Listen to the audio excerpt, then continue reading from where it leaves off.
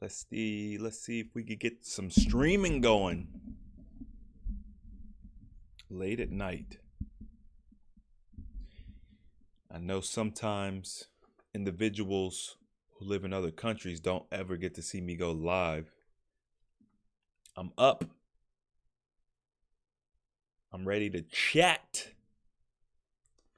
If you guys are ready to chat, we're going to do some AHA After Dark tonight. Just a little something I decided to do, kind of spontaneous. AHA After Dark. Tell all your friends.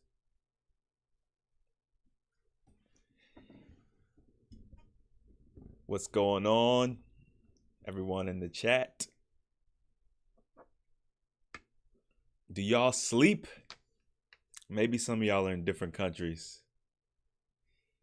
Okay, we got a night nurse in the building.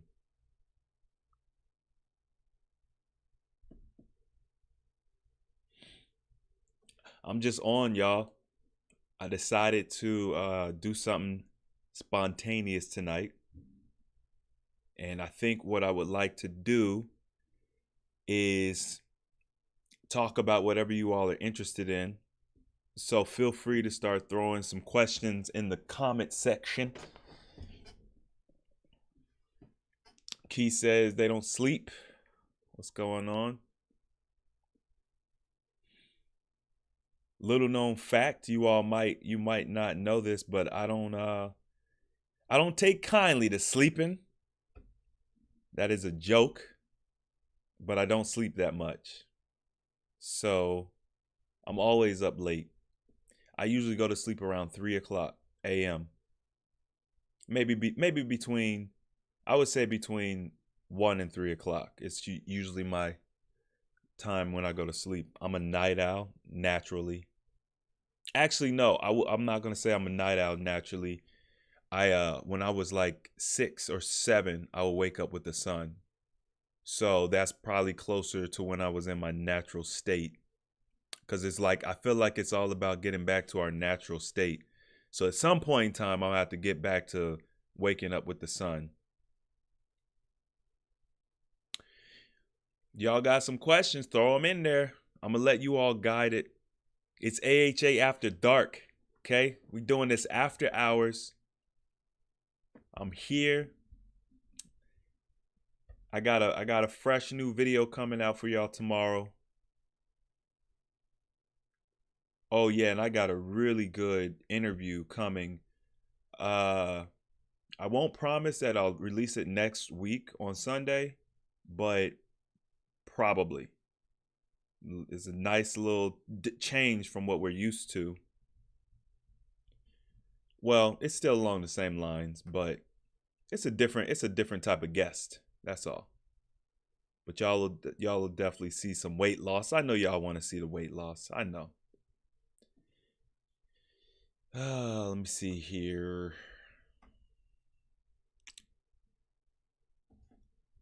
You said you need to start a fast ASAP. Get your body back in alignment. I did a fast during the beginning of this whole quarantine season. I did a juice fast that helped me kind of tone up and recenter myself a little bit.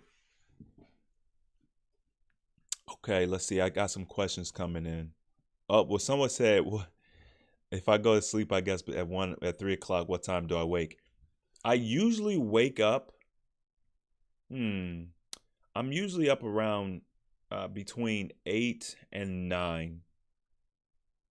Usually my first consultation comes in at 9:30 Central Time. So, let me see.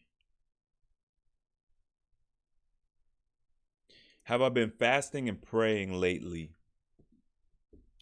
Well, like I said, I did a juice fast pretty recently. I don't even remember how many days it was now, maybe 5 days or something, 7 days. And that was good. I'm always praying, but maybe not in the format that you might be used to.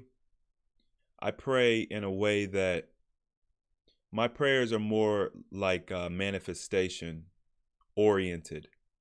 You know, I'm very specific about my intentions. I feel like when it comes to praying, you have to really be intentional. And I feel like there's an element of it that we don't understand. There's a lot of work that goes behind your prayers and your intentions, but I'm always doing that.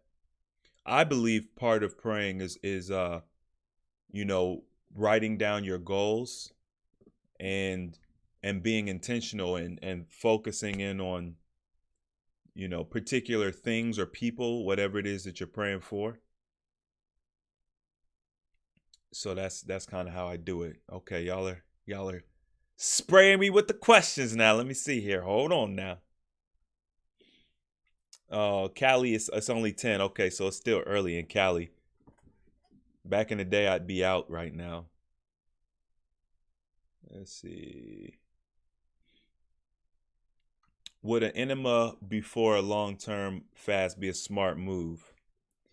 Yeah, I think an enema is something you could certainly use before a long fast. I do caution you all with the enemas and colonics not to overdo it.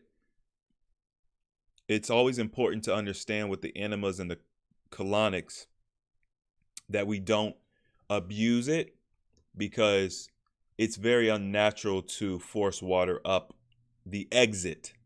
So you don't want to abuse the enemas. Hitting an enema before the fast, yeah, certainly would be beneficial. Hitting an enema during a fast, especially if you haven't had a bowel movement in a while, and if you're experiencing some discomfort, yeah, hitting an enema is good. Because what I learned is when you're fasting, you may hit periods of time during your fast where you feel really ill.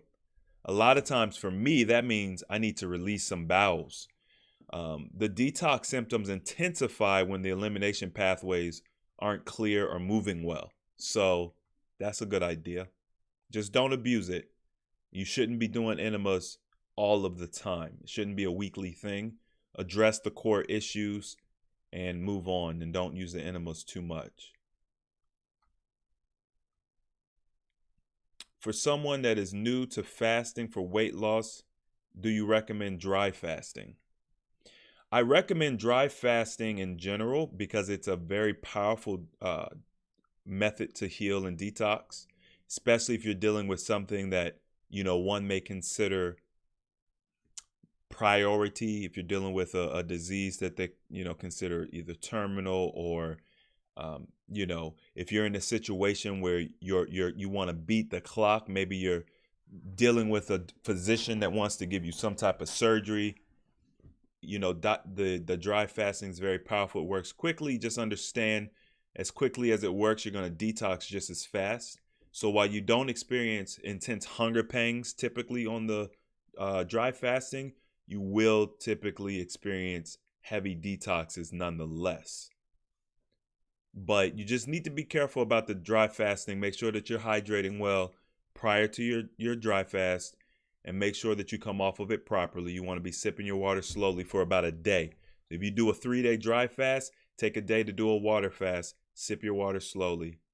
Come off of it slowly. Do not eat coming off a dry fast. I'm going to do my best to keep my responses short so we can get as many questions in.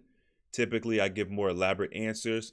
We're not doing that. It's Chris James after dark. We're going to do it. We're going to do it kind of like a rapid fire. Let me see here. What is the most weight loss on a 7-day fast in your experience? The most weight loss that I have experienced on a 7-day fast, I have lost 20, maybe about 24 pounds on a 7-day fast. That's the fastest that I have personally lost weight. Now, when you're bigger, when you're much bigger, if you're, you know, in the 500-pound range, you might be able to knock out 30 pounds in 7 days. You might be able to knock it out pretty easy. My sister Siobhan did a 24, she did 24 pounds in like 5 days. So it really depends on the body. Now, me, when I did the 24 pounds or so in the 7 days, I did some dry fasting along with it. So that shows you the potency of the dry fast. We got a super chat. I'm going to grab that real quick. I just finished 21 days distilled sun water only. Okay, shout out to the distilled sun water. How long should I refeed on produce before attempting another 14 plus day fast? So you did a 21-day fast. Oftentimes people believe that you need to have, an extended break coming off of a 21-day fast. That's not true. You do not have to do an extended break. You could take a couple of days. So it really depends on where you are mentally. Okay. That's the most impacting factor as far as when you're ready to do your next fast. Your body's going to be ready to go. I say give yourself at least 2 days when you're coming off of a 14 to 21 day fast. If you're doing something a little bit longer, 30 days or so, you may want to give yourself 5 days. That's just for mental purposes, not because your body can't handle it. But then again, it depends. If you experience some really intense stuff during your 21 days, then you may want to give yourself a little bit longer just to mentally clear your headspace, get a little food in your belly, but make sure that you break your fast properly. High water content foods is always a must. And then you're ready to hit another fast, okay? The high water content is going to keep you hydrated. Of course, if you're doing a water fast, the water is going to keep you hydrated during the fast. And that's really the most important part about fasting. You want to give your body all of the elements it needs, the tools it needs to be successful on the fast. I've seen some pretty crazy stuff come out of people doing those 21, 40, 60-day fasts. I've seen parasites come out of people. I've seen all kinds of stuff come out, some Loch Ness monster stuff come out of people. So the long-term fasting is good. The back-to-back fasting is good. Not giving the parasites an opportunity to rest, changing the game up on them. You get them feeling comfortable. You start eating again, and you bust out another fast. That can help shock the parasites and get them out of your system. So, with the 14-2 cycle that I usually talk about for weight loss, it's a 14-day fast, 2-day break. 21-day fast, give yourself 2 days, 3 days. Focus on maybe some dietary changes or dietary strategy during that time. Don't waste that time. Do some research. Do some alkaline eating during that time. If you're going right back into another fast, stay away from the meat, dairy products, and processed foods. I gave you a little bit longer answer because you got the super chat. We're moving on. What we got? What else we got? Oh, the chat moved on me. Let me see.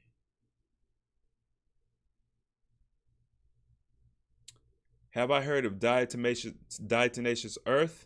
And if so, does it work? Yes, I've heard of it. And I'm assuming you want to use it for what? Moving the bowels or something of that nature? Yeah, it does work. It definitely does work. It acts as an irritant in your system. And it moves the bowels because the body's trying to get the irritant out. Similar to like using a saltwater flush. Be careful with the Diatomaceous Earth. You don't want to overdo it. Just like with enemas or anything else. Keep in mind, on a healthy alternative, we promote utilizing the body as the main source of detoxification. Everything else is just, it's really just an enhancer, or if you want to hone in on particular issues, you could use certain things. You don't want to overdo it on anything, whether it's herbs or not. It doesn't matter, okay? The body is not supposed to need these things. These things are for when we are in destitute states, which most of us are. You use it, help you get out. But keep in mind that you want to get the body regulating properly on its own. That's always the goal. Someone said you need to do more videos more often, please. You know what? I have a problem with certain YouTubers that I watch that pump out, 100 videos a month. And I never wanted to be that type of YouTuber. Not to say that I won't do more videos in the future. Just keep in mind, y'all, my life is very expansive. A healthy alternative, while it is my priority, it's my baby. I love building the brand and I love helping you all. There's a lot of things going on in my life. I don't talk about my life much on my channel. This is not the place for it. But, you know, I do what I can. I got to admit, I'm pretty bogged down at the moment.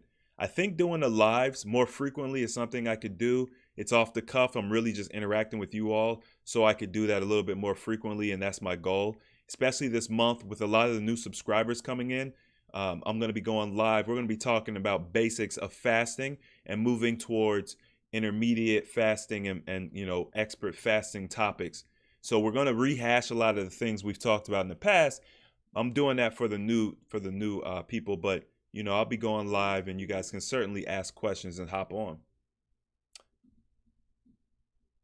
Let me see. How long do you keep water in the sun before you drink it?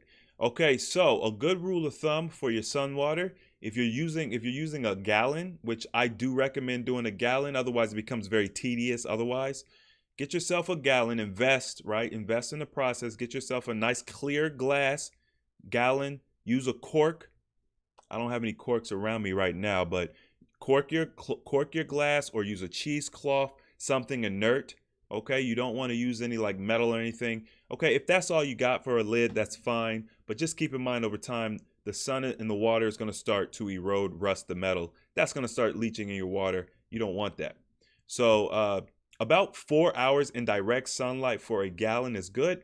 If you're not getting direct sunlight, if it's cloudy where you live, you don't get a lot of sun, you want to give that thing 8 hours outside at least. I like to rotate 3 gallons in and out all day, every day. So my water gets 3 days of sunlight every trip. And then of course I live in Texas, so I get plenty of sun. You can even do your sun water in a windowsill. My mom does that and it works. Now keep in mind, the more layers that the light goes through, you're filtering out spectrums of the sun. You know, it's not much we could do about that, but because you don't want bugs and leaves and stuff in your water.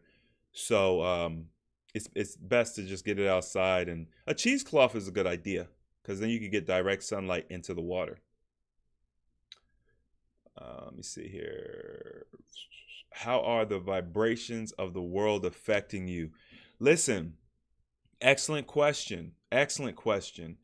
The vibrations of the world have a positive impact on me always. The world naturally resonates at a harmonious frequency, and all of nature is in tune with that frequency. When you become in tune with that frequency, the storm circling around you doesn't affect you. I have to be honest, I'm not affected by a lot of the trauma that's being inflicted upon us right now. I'm really, really good, y'all. I'm doing very well. I'm expanding. I'm growing. Ain't nothing stopping me. I'm probably doing better now than I have been. If you look at the previous year, every year I feel like I'm growing and doing better.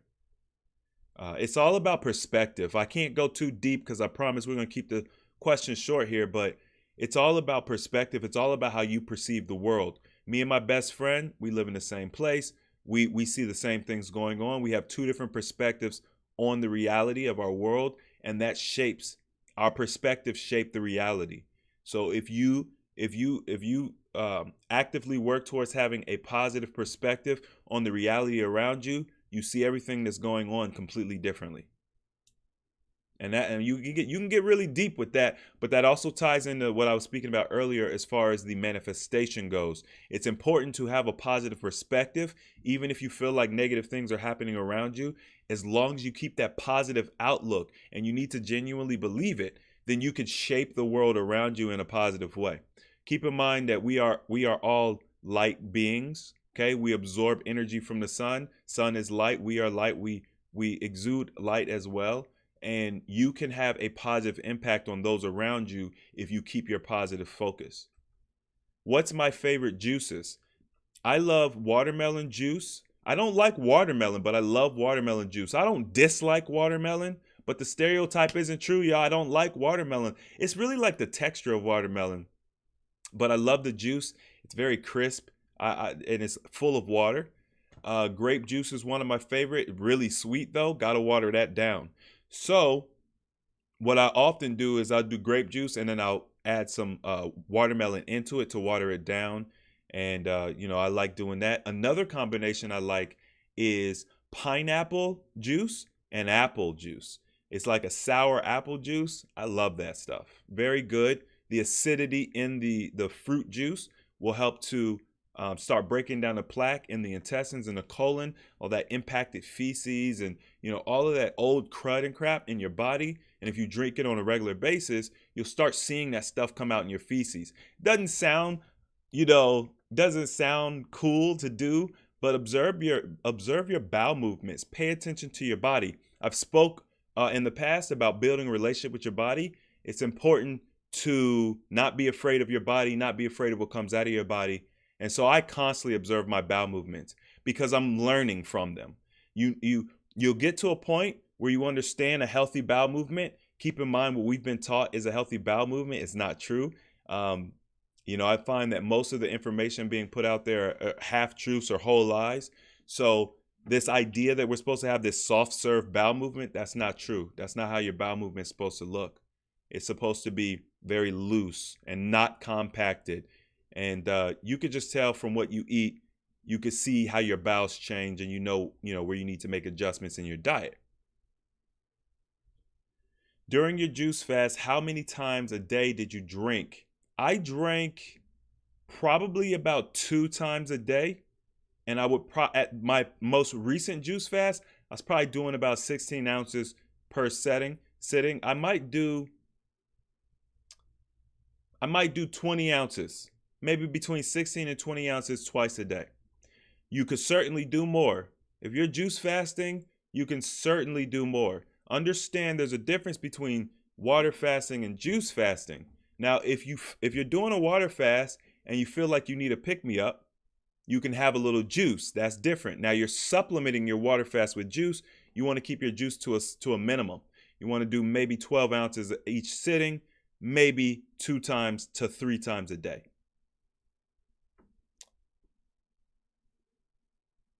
Yeah, Octavio said, prayer without works is dead. I try to tell people this all the time. You cannot sit around praying and hoping and having faith without putting the action. Manifestation is all about action, okay? What'll happen is it's the power of manifestation comes into play when you learn to program your subconscious.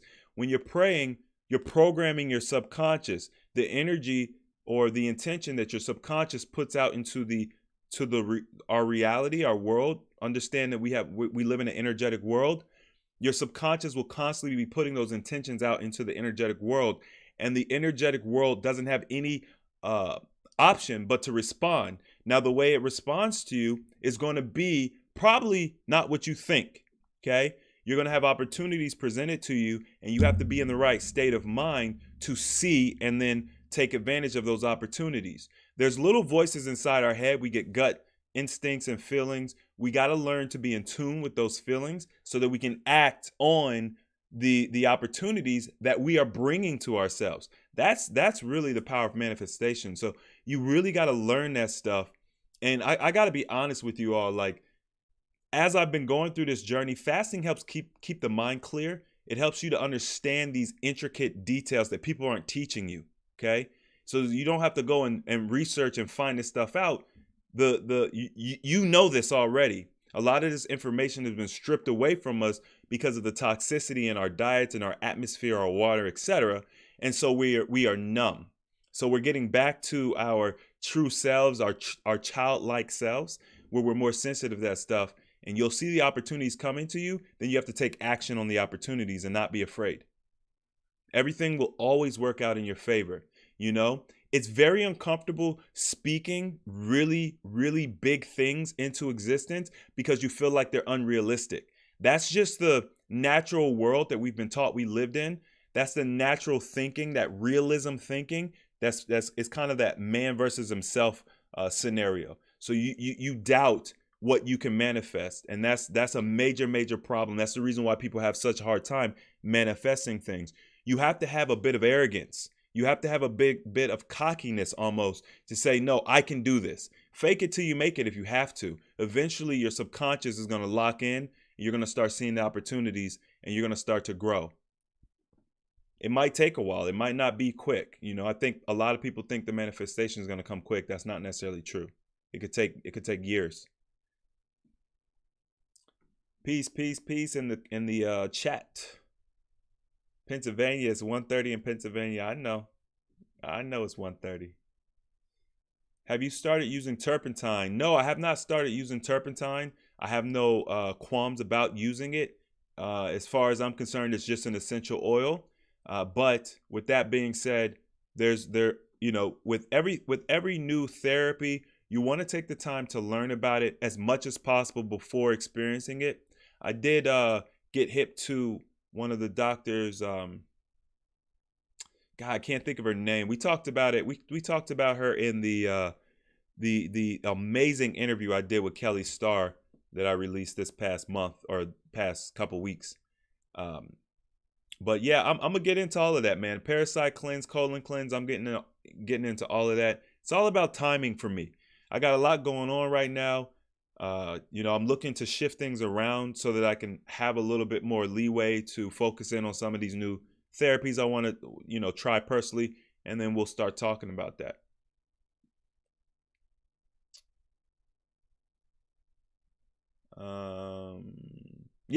Turpentine, like I said, turpentine is just an essential oil. It's very powerful. You got to be careful with the essential oils or anything that you take. You don't want to overdo it, but it's good for eliminating parasites. The doctor that me and Kelly talked about, she recommends using, I believe, sugar, some type of sugar to draw the parasites out, and then you hit them with the turpentine and it kills them, because parasites they're intelligent. Keep in mind that our body is made up of, microorganisms. We are more microorganisms than we are human cells. And, even when you think about a single-celled organism, every cell in our body, every organism in our body is intelligent. Okay. So those who are there, they got a particular job that they're doing, you have to understand their way of thinking, if you will, and, to help you kind of eliminate those things. What's up, London? Okay. Do you recommend exercising on a 30-day water fast? I would recommend exercising on a 30-day water fast if you have done previous fasting and your body is acclimatized to fasting. If you're not used to fasting, if you're new to fasting, definitely don't do any exercise. It's just there's no point. Now, when I say exercise, I'm speaking strenuous exercise. If you're talking about walking, light yoga poses, things like that, that's always good to do. Breathing exercises, stuff like that. But any lifting or anything strenuous, keep it to a minimum until you're in a place where you feel like, energy-wise, you could do it. And your body's going to tell you. Just don't push it, because sometimes you could push yourself too hard and then you'll knock yourself out of your fast. You push yourself too far. Keep in mind, fasting is strenuous on the body. You're not going to do damage to your body. You're not going to harm any organs or systems, but it is work that your body is doing. Late night chat. Yep, we in the building. Man, this chat is so weird. Y'all are blowing me up. I can't get all these questions. Let me see here. How much juice is being consumed in a juice fast versus juice feasting? Is juice fasting like intermittent with juice?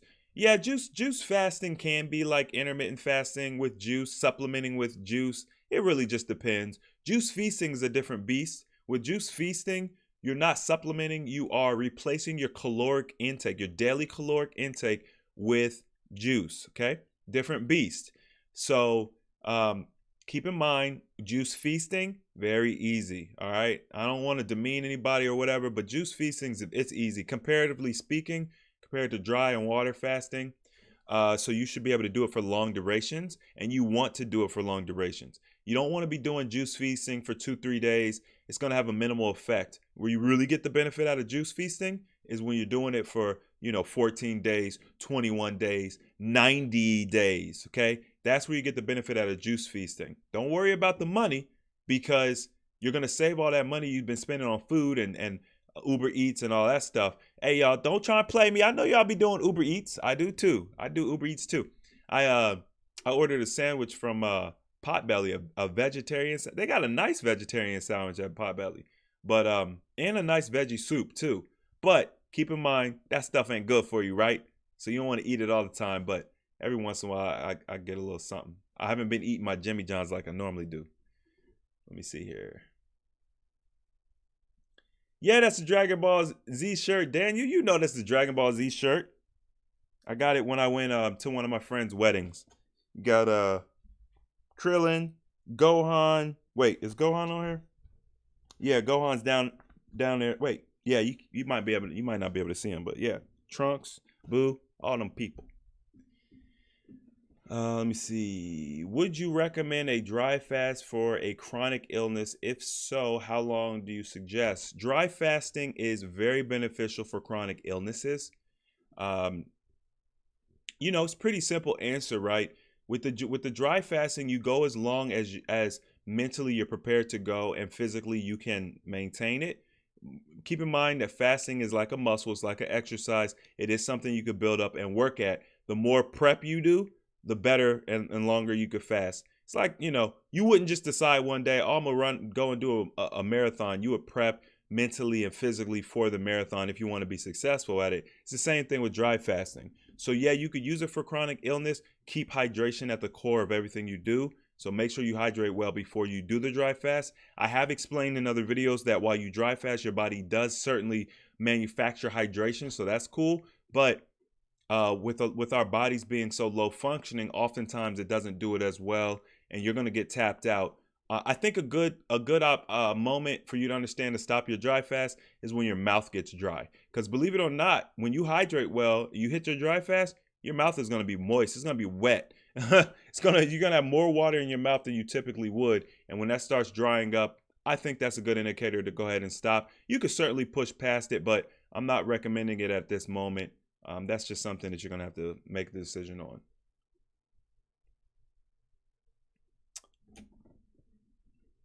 Okay, let me see.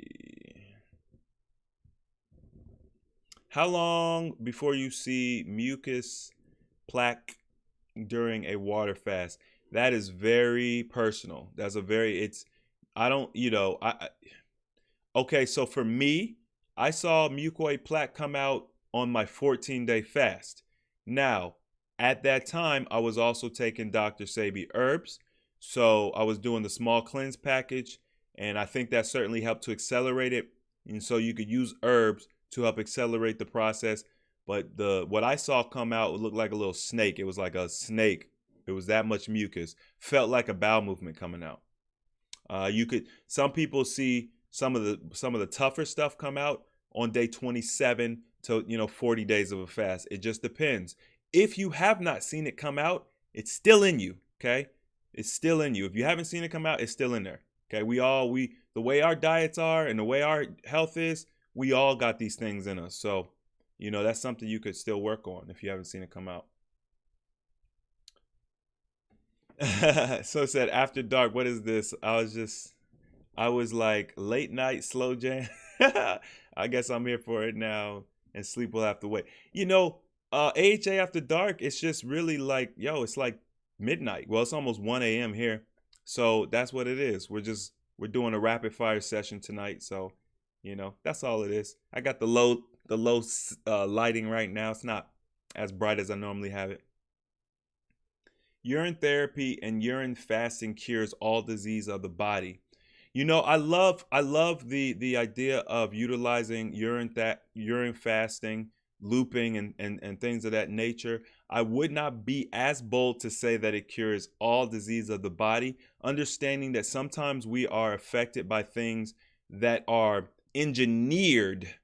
Okay, sometimes there are poisons injected in us, and we consume certain poisons that are engineered to not be able to be extracted from the body by normal means. So we have to be careful when we make those types of statements, but I will say that it's a very, very powerful technique.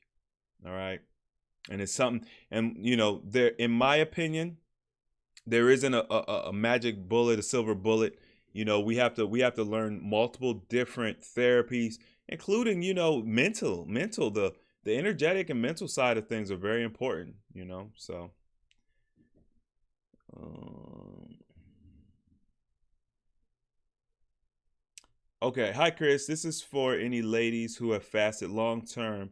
Will autophagy help with lifting the breast while fasting? I don't want to lose a ton of weight and have deflated hanging breasts. Okay, so my sister, who had very large bosoms, okay, she's she did her fasting was a little bit slower than what some of my brothers did and whatever. She's done a very slow transformation. Not to say it's bad, not to say that it's good for her. But I could tell you that based on what she said, she's had no issues with saggy bosoms.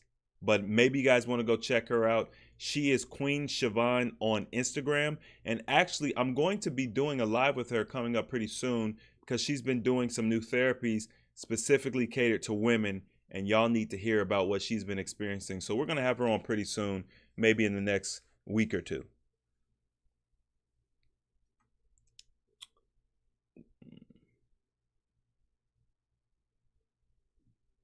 What does it mean when I catch cramps in my lower calves and feels only whenever I lay down and go to sleep? I never catch cramps during the day. Cramps are usually indicative of the fact that you're dehydrated. It could also be if you're fasting and you're catching cramps. It could be the body extracting inorganic material from different areas of the body. Sometimes the cramps are part of the detox process, so it really just depends. What I would say, without really knowing one way or the other, hydration is your friend. Keep in mind, drinking water doesn't equal hydration. You need to learn how to hydrate, all right? Eating your water is the best way to hydrate as a blanket tip, meaning eat high water content foods. Very simple to look up, on Google, what foods have high water content in them. Typically, we're talking about fruits, not necessarily sweet fruits. Sure, you could use sweet fruits, watermelon, 92% water, etc. But you could also use bell peppers. If you're cooking with bell peppers, if you're cooking with squash, if you're cooking with cucumbers, things of that nature, high water content, that's going to help. You need hydration. Also, sun water, okay? Sun energizing your water.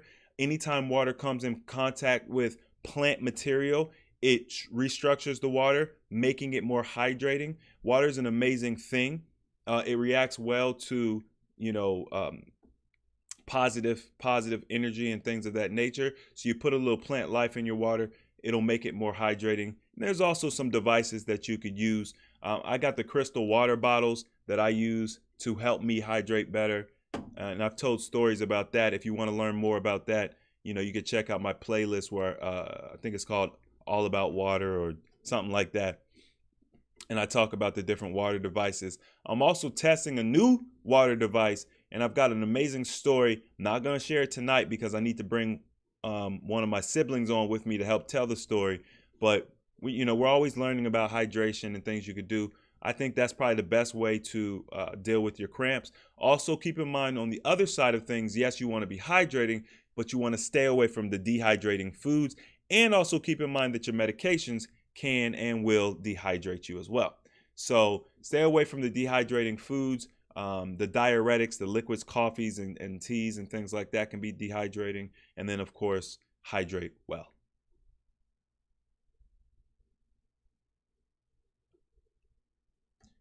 Can you please confirm if drinking urine is okay? I can't due to kidney problems. Drinking, doing urine therapy. What's up, Cheryl? What you doing up late? Drinking urine when you have kidney problems can certainly be challenging, right? Because if you've got kidney problems, sometimes there's things in your urine that shouldn't be in there, and it makes the process not very. It makes it kind of difficult to do. Urine therapy is not just drinking your urine, though. Urine therapy can be used topically. It can be used in your hair. It can be used for many different reasons. What I would say is, if you're interested in trying it, and I know some of y'all are like, what's Chris talking about this urine therapy? We just did a video with Kelly Starr where we talked about the urine therapy, so that's where a lot of those questions are coming from.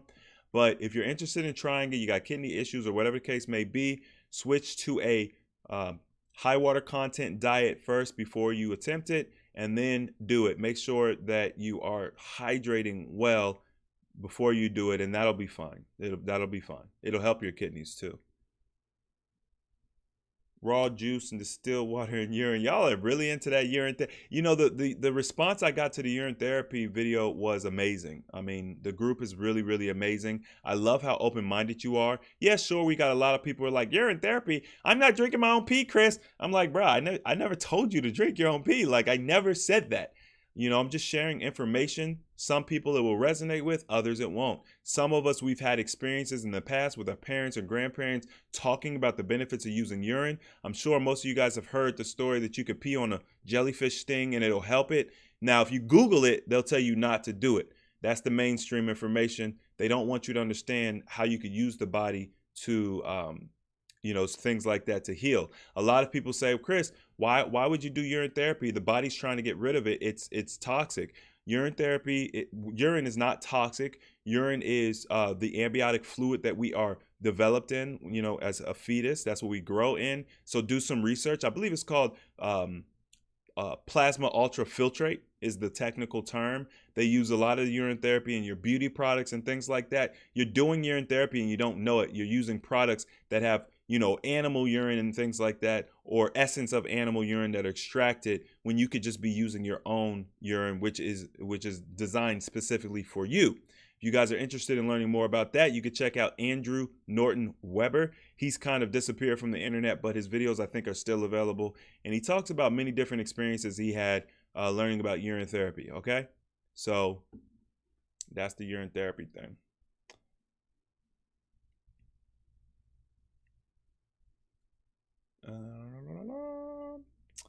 I'm new to your Facebook group and I just completed a 6-day water fast. Can you go from a water fast straight into a dry fast? Yeah, I actually recommend it. It's good to do a water fast and roll into a dry fast. Maybe about a year and a half ago or so, I did a technique that I call hybrid fasting. Actually, I think Justin Howe termed it hybrid fasting. I adopted it. I like that. But basically, it's where you utilize different fasting methods over one long period of time. So like I did a 30-day fast where I used water, dry fasting, and juice fasting. But yeah, starting your water fast and then rolling into a dry fast. Yep, I do recommend that. That's good.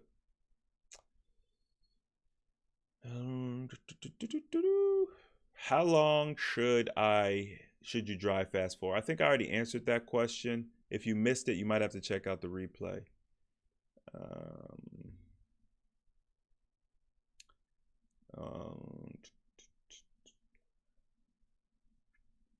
What do I think of the ketogenic diet?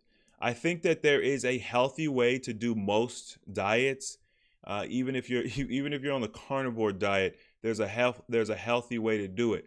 Now, do I think that the ketogenic diet as a whole is the optimal diet? No, I don't. Can you lose weight? Yeah, you sure can. And there's an optimal way to do a ketogenic diet utilizing high water content foods. So that would be my suggestion if you're going to do the ketogenic diet. Utilize the high water content foods.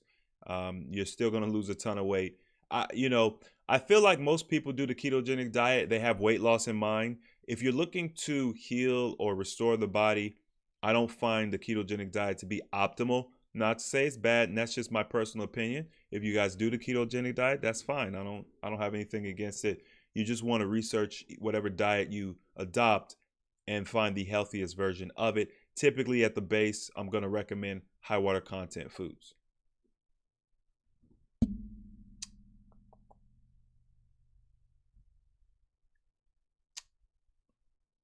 Uh-oh.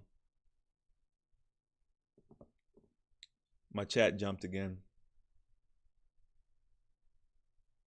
Yeah, someone said that the frankincense essential oil is excellent in water. Yep, frankincense is good in your water. A lot of the oils, if you guys are familiar, I've been messing with essential oils for the past almost a year now.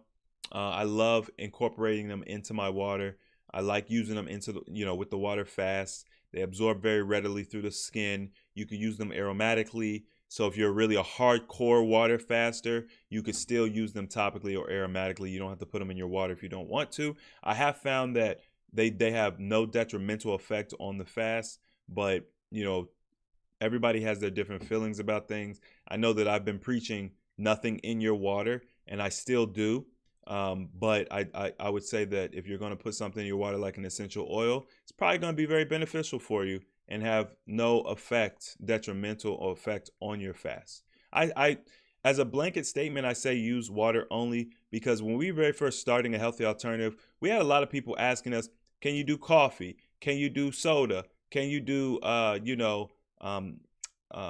like naked juice and simply lemonade and things like that? So to make it very simple for everyone, I said nothing in your water. And that was the reason why there are some things, if we're going to be more intricate about the conversation, that you can put in the water. It's going to have little to no effect on the fast. And oftentimes, if you're doing the right things, you can actually boost the results of your fast utilizing these herbs, especially in the essential oil format.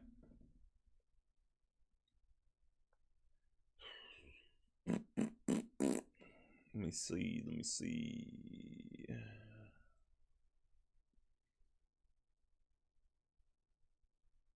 I pooped a cement baby on a 90-day juice fast, but I still feel like a water fast. Yeah, you could still do a water fast. Like, look, the juice fasting is good, and it has its place, right? You're gonna see some stuff come out, right? You're gonna see some stuff come out, but you're gonna see some stuff come out on the water fast too. It really just depends. It depends. The goal is to really learn about each fast, the benefits, and utilize them, as necessary.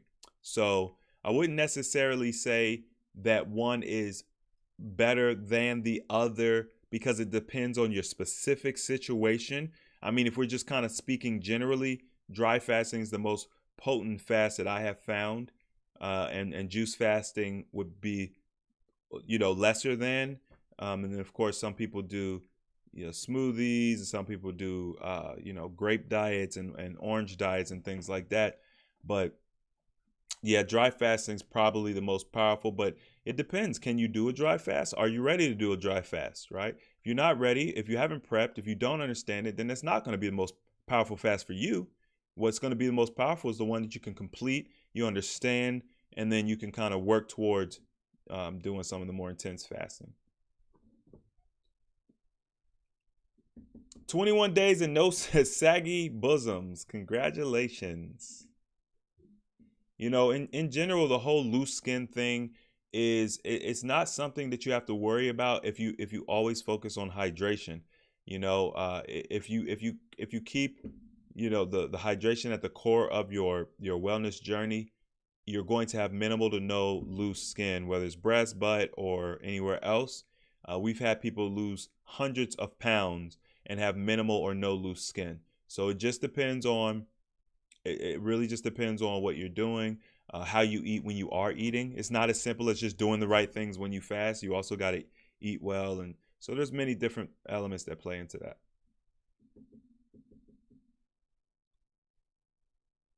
Does water fasting affect viruses differently than it affects bacteria?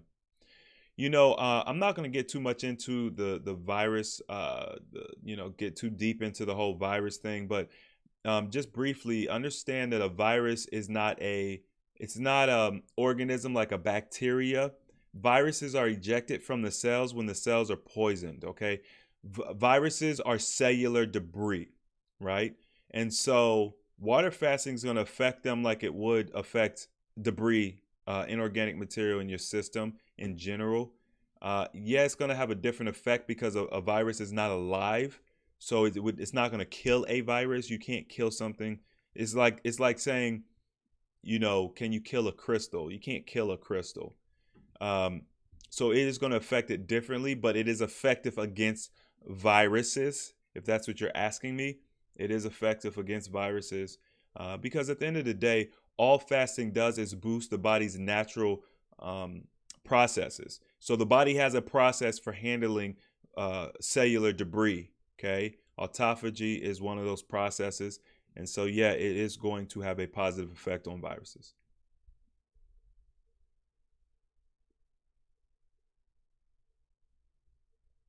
Water fast. I've water fasted for 5 to 6 days a few times and always end up dehydrated. You're ending up dehydrated on your water fast. Is I'm reading that right? I'm literally not thirsty, and when I force myself to drink water, I get abdominal pains and nausea. You're not thirsty on your water fast, and you end up dehydrated. Well, first of all, you're already dehydrated, okay? Water fasting is not going to make you dehydrated, so you're already dehydrated. So then the question would be, how do you boost your hydration levels without drinking large quantities of water? And the answer to that is I'm gonna revert back to prep work, right? You want to focus on eating your water. If for whatever reason you have a hard time drinking your water, you want to eat your water. So what I would say is learn to eat your water. Make sure that the water that you are drinking, whatever quantity it is very hydrating. And then maybe to help you out, I would say build up your fasting muscle and get to a point where you could do some dry fasting. Start with like a 24-hour dry fast, move to a 3-day dry fast, and work your way up to maybe 5 or 6 days of dry fasting. And then I bet you'll have a different relationship with water after you do a dry fast. But this is a process. Don't rush it. Make sure that you're eating the high water content foods. Give yourself 2 weeks, okay, maybe do a fruit only diet. Once again, doesn't have to be just sweet fruit. You could do any fruit, okay? Fruits meaning the ovaries of a plant. Put some chia seeds in your water when you do drink, or some other plant material. You could also do infused water, okay, where you would slice up some lemons, some limes, some strawberries, cucumbers, whatever. You put it in your water, let it steep for a couple of hours, maybe 4 hours, and you drink that. That's going to make your water more hydrating, and then that way you don't have to drink as much of it. The reason the recommendation for drinking a gallon of water exists is because we're not drinking the right type of water. Our water is bulk water, the water that we drink oftentimes. So through the tap, through bottled water, filtered water, things like this, bulk water. What it simply means is that the molecule size of the water is too big to penetrate the cells. So you're not getting water in the cells, and that's where your hydration comes from. So if you focus on sun energizing your water, maybe get you a gem water bottle like I showed earlier here. I've got a couple of these left, maybe about 6 of them left if you guys want them. I've got a couple of them, at a discount. It's not a huge discount, but it's a little bit better than what you get from the major retailers and other outlets. You guys can email me at ahealthyalternative2016 if you want one of those bottles. I've only got a couple left, so I don't imagine I'll have them too long. But that's one way you could do it. And, there's many other ways to energize and structure your water so that it's more hydrating. But yeah, that's what I would say. Focus on the hydration through eating your water.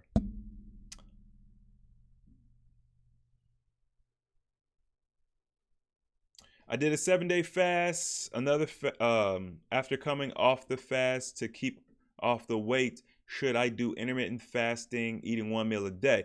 Okay, so if you're looking to decide between intermittent fasting and 1 meal a day, I will say 1 meal a day is a more potent strategy. So if you come off your fast, you really don't want to see the weight go up on a scale, 1 meal a day is probably going to keep you covered, because we can only eat so much in one sitting, right? So the chances of you overeating are much slim. Also, you're giving your body a 22, 23 hour period of time every day to break that stuff down and eliminate it, okay? Make sure that you're focusing on your elimination. Pay attention to your bowel movements.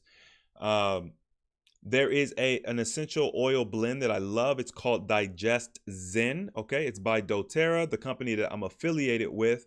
And you guys could utilize something like that to help keep the bowel movements moving so that when you're not fasting, your bowels are regular. Once again, if you want to learn more about the essential oils, I've got an essential oils Facebook group. It's called AHA Essential Oils. Okay, AHA Essential Oils. It's on Facebook. You can also email me at ahealthyalternative2016@gmail. What's good, fam? I see you. I'm using all the slang terms, man. It's late night, man. We're not doing the professional Chris James, man. It's Chris James after hours. What's good, fam? I'm just messing with y'all. I got some pretty cool stuff in the works, man. I got my book is coming out soon. Okay, I'm gonna keep telling y'all about the book. I'm putting so much effort into this book. I got one more chapter I gotta write. I just read through this the first draft. So I'm completing my first draft, about to start on the second draft. No, wait. I'm completing my second draft, about to send it off so it can start being edited and stuff. And I left a whole chapter out. So I gotta write this extra chapter real quick. And but it's I'm putting a lot of energy into this, and I want it's probably the first time I'm really going to be asking for support. I want to make sure that the book gets far and wide. I want it to be a bestseller. I want it to do very well. I want to bring more people into the group with it, and you know, it's a good read. It's real easy. It's going to be a real easy read. You know, the way I talk is the way I write. So yeah, I think you all are going to enjoy it. Great Christmas gifts if y'all are into that sort of thing. 7 a.m. in England.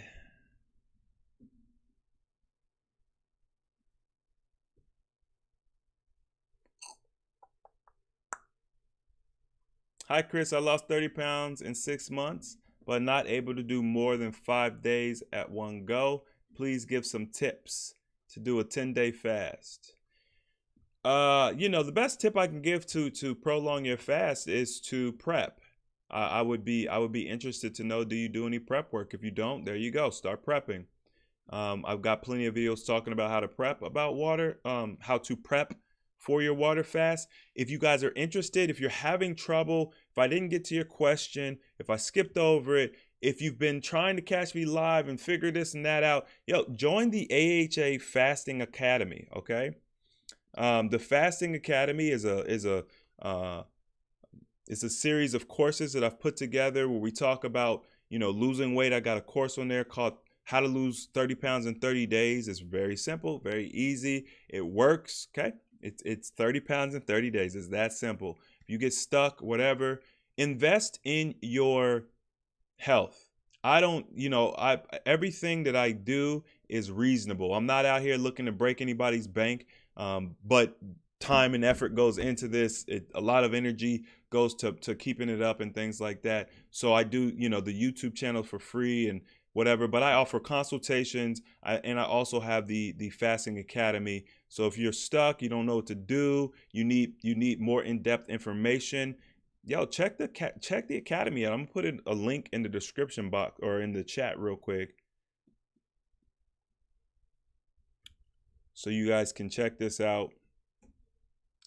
And you know, obviously it supports me too. Shoot. Wait a minute, why didn't that do a hyperlink? I thought that was gonna do a hyperlink. It didn't. Let me see here.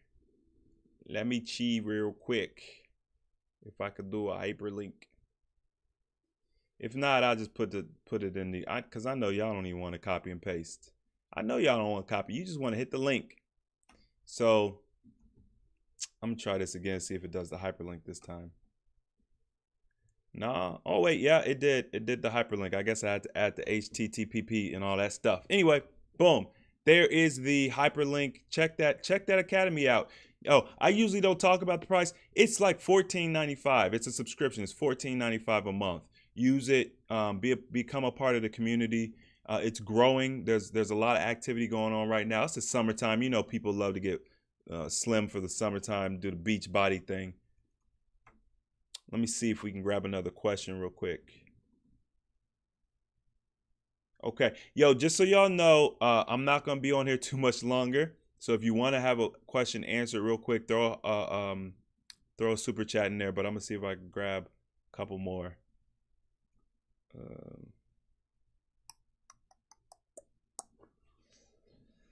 Uh, does what? Oh wait, I just went back too far.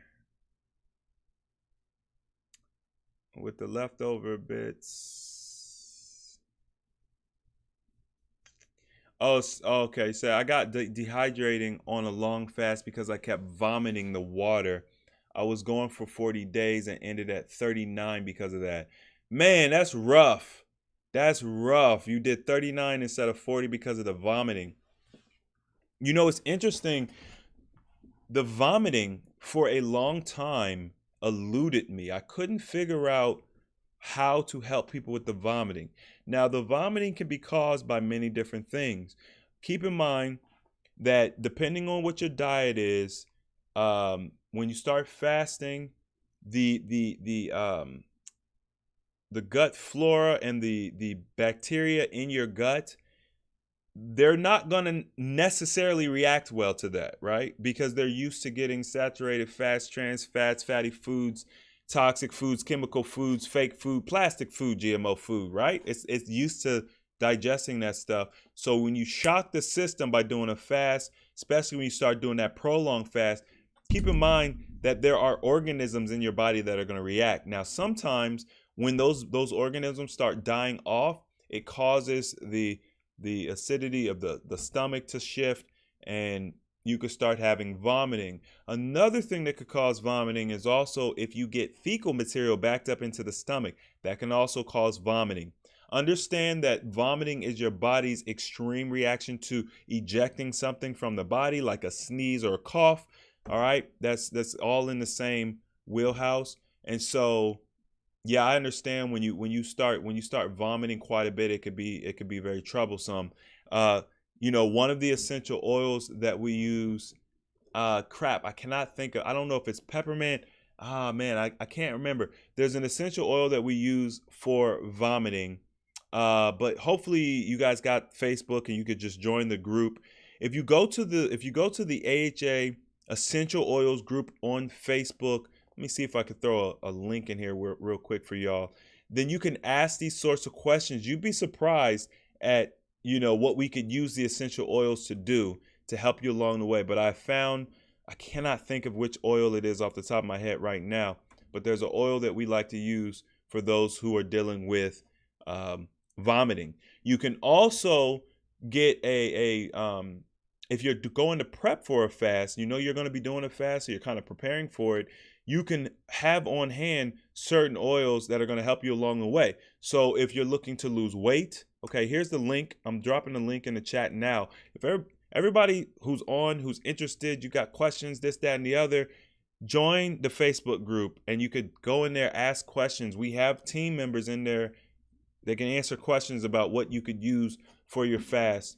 But there's an essential oil blend that will help you detox the cells, and it's really good for weight loss. There's one for appetite suppressant. There's one for digestion. There's one, like I said, for vomiting, hemorrhoids. The essential oils are just herbs, y'all. So anything that you would use a herb for, you could use the essential oils for. Is excellent.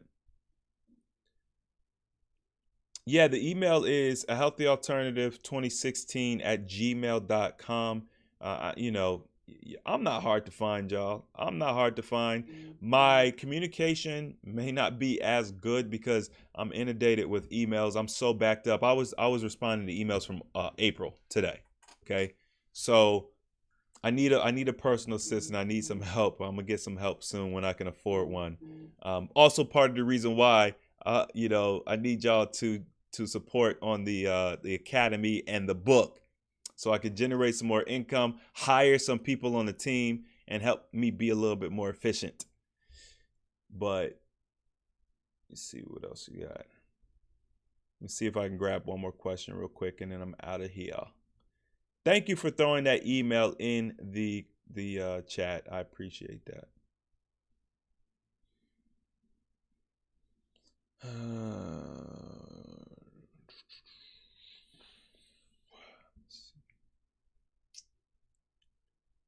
Just looking for one more question here. Oh, wait a minute. Dang, man, the chat moved on me. Hi, Chris. Okay. Hi, Chris. When eating one meal a day, when I'm not water fasting, is it necessary to try to get all 2,800 calories in one meal, or is it okay to eat less? I Me and my brother John, we did a video where we talked about the calories in, calories out theory. Okay, and I want to be clear. The idea of calories is a theory. It's nothing that's proven. Understand that your body has no calorie receptors, okay? A calorie is just a unit of energy. It's not tangible. It's not something that really means too much. So with that being said, you really don't need to be counting calories. We use the language because it's something that people kind of tend to understand, but you don't have to worry about, getting in 2,800 calories. A lot of these numbers are arbitrary. It's ridiculous that we have these daily values. Different countries have different daily values, and they're just arbitrary numbers. They just pull the numbers out of thin air. It's like with diabetes, right? Depending on where you are in the world, for example, in America, you could go to the doctor. They say, "Hey, you got diabetes." You literally go across the country line and go to Canada, and they'll tell you don't have diabetes. Same number, same test. It's just different. It's just different standards. It's just. So keep in mind that especially in America, we are very profit driven. So it would make sense from a business standpoint to say, hey, you have diabetes, then I'm going to put you on this medication, et cetera, et cetera. Okay. So along those same lines, the caloric, that whole calories in, calories out and all that stuff, there's just really no sustenance to it. I'm just being as honest as I can.